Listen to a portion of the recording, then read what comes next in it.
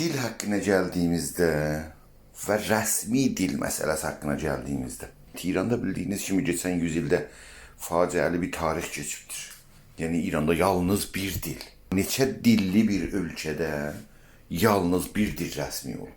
Və bu dillərin vəziyyəti belə bir deyil ki, mesela dağınıq formada bu diller varmış. Mesela deyək indi İranda ermənilərindir, yəni müəyyən bir kompakt yerdə yaşamırlar. Bəlkə bu diller kompakt formada bölgelerde yaşırlar. Azərbaycanda yaşırlar, Kürdistanda yaşırlar, Bəluçistanda yaşırlar, Əhvazda yaşayırlar və başqa bölgelerde.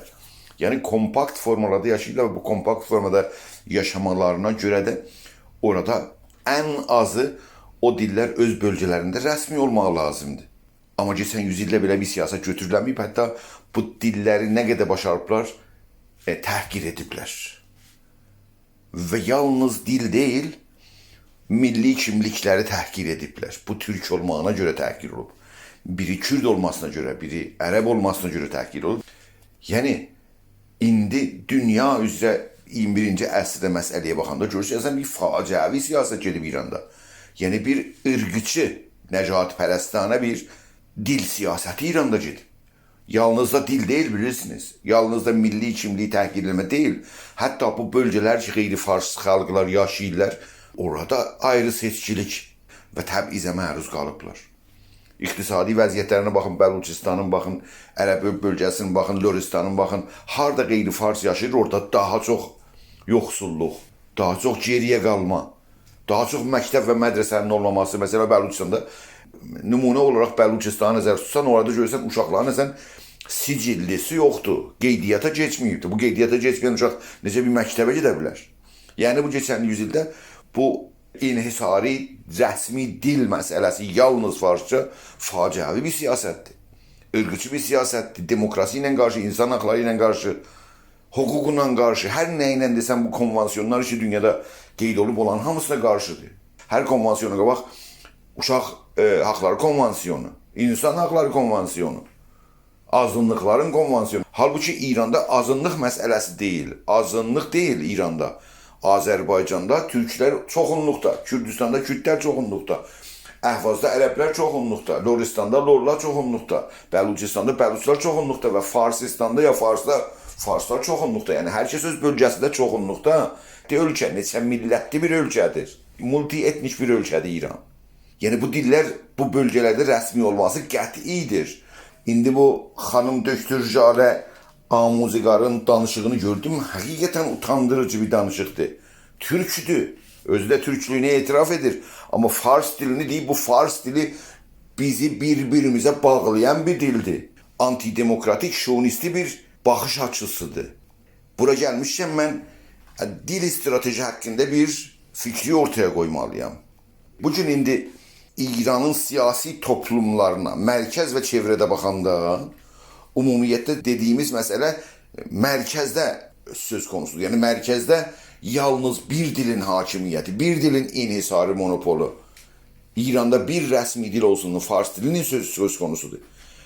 Təəssüflə biz bu demokratik dil siyasetinden danışanda ve yalnız Fars dilleri başka dillerde resmi olmadı danışanda güya Fars diline karşı bir siyaset aparırıq. Böyle bir şey yoktu. Hiç böyle bir şey yoktu. Fars dilinin əleyhinə siyaset ne üçün? Bu siyaset ezilmiş dillere hukuk kazandırmak için bir çabadır. Bazıları deyir ki, qeyri-farslar öz dillerinde danışmalıdırlar. Danışmak sözü değil burada. Zaten danışırlar indi. Təhsil alma söz konusudur. Yani qeyri-farslar öz bölgelerinde, ana dillerinde təhsil alma hakları vardır ve təhsil almalıdırlar. Yani o diller İran'da resmi olmalıdırlar ve öz bölgelerinde təhsil almalıdırlar. Bu öz bölgelerinde diyen tamam dillerden danışıram. Mesela Türkçe Azerbaycan'da, Kürdi Kürdistan'da, Bəluçi Bəluçistanda, Farsi Farsistanda, Fars ve Farsistan, Fars bölgelerinde, Ərəb dili Ərəb bölgesinde Əhvazda, Bəluçlar Bəluçistanda bunlar resmi olmalıdırlar ve öz bölgelerinde təhsil almalıdırlar. Bu arada bir şey kalır. O da İran'ın resmi dili. Bazen deyirlər irtibati dil. İrtibati dil sözü kavramı hukuki bir kavram değil. Belki de İran'ın merkezi devletinin resmi dili. Geçen yüzyılda İran'ın merkezi devletinin resmi dili yalnız bir tane olmuş. Yani Farsça. Halbuki İranda neçə dilliliyinə baxanda, multietnik bir ölkəyə baxanda bu monopol keçən yüzildə dillərin ölməsinə səbəb olub. Bu monopol, bu inhisar İranda bir antidemokratik bir zihniyyətin formalaşması və hətta dərinləşməsi və hətta genişməsi və hətta onun ırqçı, nəcatpərəstanə bir fəzaya dönməsinə səbəb olubdur. Ona görə bu fəza qırılmalıdır, bu monopol, bu inhisar sınmalıdır, demokratize olmalıdır. Bir tərəfdə dillərin bölgələrdə rəsmi olması da söz konusu deyil, yəni olmalıdır. Başqa tərəfdən də İran mərkəzi dövlətinin rəsmi dilinin haqqında yeni siyasət sürmək lazımdır, demokratikləşdirmək lazımdır. O siyasət budur. İranın gələcək dövlətinin rəsmi dili ən azı 2 dil olmalıdır. Farsça və Türkçə. Amma dedim, ən azı 2 dil olmalı lazımdır. Niyə Türkçə ikinci İran dövlətinin rəsmi dili olmasıdır? Çünki cəmiyyətin İranda %40'ını təşkil edəndir. Bunu öz vəziri deyir. Hətta Farsların bu qədər cəmiyyət yoxdur, %40. Yine də özlərinin eğitim baxanlığı, yəni vəziri amuzi pərvərişi dediyinə görə Farsların cəmiyyəti 40'a yetişmiş. Buna görə bu 2 dil ən azı dedim, hətta əgər 2 dil rəsmi olmalı lazımdır. Niçin 2? Nə üçün ən azı deyirəm? Çox mühüm məsələdir bu. Çünki İranda hər dil ki danışılır, o dillerin sahibinin hakkıdır məclisə layihə gətirsinlər ki, onların dili İranın mərkəzi dövlətinin rəsmi dili olsun. Hətta gərəkçilər belə. Yəni bu Kürtlər, Bəluçlar, Ərəblər, Lorlar, Giləklər haqları var ki, çünki İran vətəndaşıdırlar. Hətta az olsalar belə layihə gətirsinlər məclisə ki, biz istəyirik, bizim dilimiz İran dövlətinin rəsmi dili olsun. Məclisin onayından geçirsə, İranın rəsmi dili ola bilər. Suisdə mərkəzi dövlətin 4 dənə rəsmi dili var. O dillərin biri gərəkçilərin dilidir. Nə qədər gərəkçi var Suisdə? %1 cəmiyyət. Yəni istəyirəm deyim ki, olan bir işdir. Bugün dünya üzrə dövlətlərin siyasətlərinə baxanda mərkəzi dövlətin neçə rəsmi dil olması çox normal bir şeydir. Hər yerə baxırsan, Hindistana bax, Belçikə bax, elə Suisin özünə bax, Kanadaya bax. Hətta bir dənə amar vardı ki, çox geniş vasitədə dövlətlərin, mərkəzi dövlətlərin rəsmi dilləri neçə dənədir. Amma İranın mərkəzçiləri ilə danışanda deyirlər, dövlətin bir rəsmi dildə sonra başqa dili ola bilməz. Ya onlar bilmirlər həqiqətən dünyada nə keçir, ya bilə-bilə cəmiyyətə yalan deyirlər. Ona görə İranın mərkəzi dövlətinin rəsmi dilləri ən azı 2 dil olması qaçınılmazdır, bir gərəkdir. Farsça və Türkçə.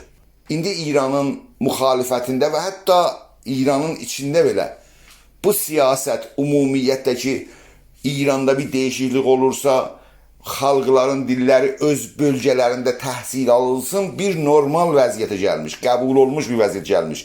Çox aşırı nasionalist mərkəzçilər bu fikirlə ki, Fars dilindən sonra başqa dil təhsil alınmasın deyə müxalifdirlər. Amma genişdə indi topluma rücu eləsən, xalqlar öz bölgəsində, öz dillərində bir səviyyədə təhsil almaq qəbul olunubdur. Bəlkə məsələ bu səviyyə deyəndə biri 3 klass deyə, biri 5 klass deyə, biri tamam vaxt deyə.